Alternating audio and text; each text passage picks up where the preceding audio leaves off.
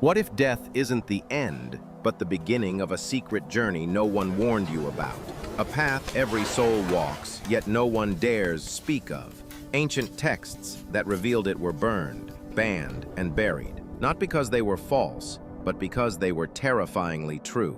Tonight, we tear through the veil and uncover what really happens in the first 31 days after you die. Death doesn't really begin when your heart stops beating. It begins when your soul wakes up.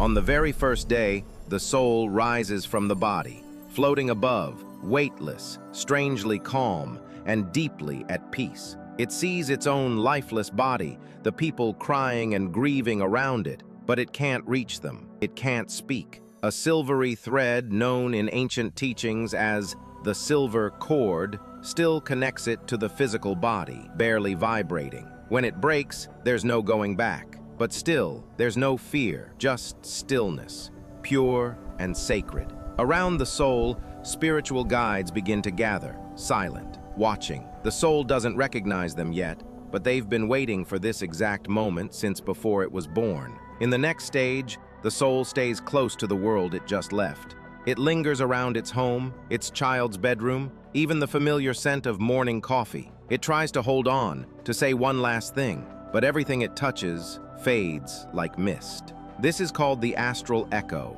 a mirrored world made of memories, emotions, and attachments. Many souls don't even realize they've died. They wander, they watch their own funeral, they weep beside their graves. And then, somewhere distant, a low hum begins, soft and familiar, like a forgotten lullaby. The soul doesn't remember who it was anymore, but it starts to remember who it's becoming. There's no judgment waiting, no gods holding a scale, just the soul standing before itself in the mirror of truth. This is the life review. But it's not like watching a movie, it's deeper. You feel everything, the love you gave, the pain you caused, the moments you ignored. You become the people you touched, the ones you helped and the ones you hurt. It's not punishment, it's awakening. For some, the guilt is unbearable. For others, it's the first time they truly understand what compassion really means. The soul sees clearly now. Life wasn't about being perfect or being good. It was about being real, being true. But after truth, there is a test. The soul approaches a threshold, not a doorway, but a shift in vibration. Here, the unhealed parts of the soul take form. Addictions become voices. Regrets turn into winding mazes. It's not a place of torment. It's a reflection of everything the soul never resolved. Some souls stay here, trapped for what feels like forever, lost in mental loops and emotional echoes. Others, those who practiced mindfulness, forgiveness, and love, pass through easily, not because they were flawless, but because they learned to let go. They became light. Beyond the threshold, something beautiful happens. The soul is welcomed, not by winged beings, but by familiar faces from across lifetimes. Grandmothers, children long lost, teachers the soul hasn't remembered in centuries. They don't speak a word, but their presence says everything. You are not alone. You never were. This reunion is more than comforting, it's guiding. These beings remind the soul of its purpose, its mission, its unique frequency that has nothing to do with names or identities, but everything to do with why it existed at all. Then comes the crossroads. The soul must choose,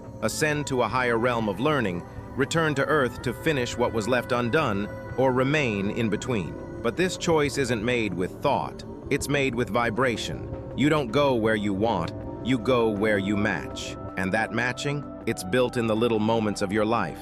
Every time you loved, forgave, clung, or let go. The ordinary moments turn out to be the ones that shape your soul's path. Before the final step, the soul walks once more through old streets. It reaches out toward familiar faces, old memories, unspoken words. This is the plane of letting go. The soul is asked, gently, can you release this? Not forget, just release. If the soul can, something shifts. A new quiet opens, and in that quiet, there is light. Then comes the expansion. No more bodies, no more time, no more thoughts, only understanding. The soul now sees its life not as moments, but as a single heartbeat within the rhythm of the universe. It remembers why it chose that pain, that joy, that path. It no longer asks, "Why me?" It whispers, "Thank you." The ego fades. The actor steps off the stage. The soul becomes the witness. At this point, the soul begins to vibrate, and that vibration determines where it goes next. Lower realms, where attachments and desires still linger. Middle realms, where healing and learning continue. Higher realms, where light moves into loving service. No one decides for the soul. It places itself exactly where it belongs, not because of reward or punishment, but because of spiritual gravity, because it's the truth of what it has become. As the last door begins to close, one final window remains, the love of the living. Prayers, candles, the quiet words whispered in the night. That love reaches across realms, and in those final moments, it can change everything. And then, on day 31, the passage is complete. The veil falls. The soul steps through, not to an ending, but to the place where all beginnings are born. If this stirred something in you, it's because deep down you already remember. How you live is how you'll let go, and how you love is how you'll return. So walk gently, because this isn't just about death. It's about how to truly live. What if the end isn't just personal? What if the whole world has an ending too? Every faith holds a vision, some of fire, others of rebirth. The signs are out there, waiting. Discover them in How the World Will End according to each religion. Because sometimes, understanding the end helps us live better now.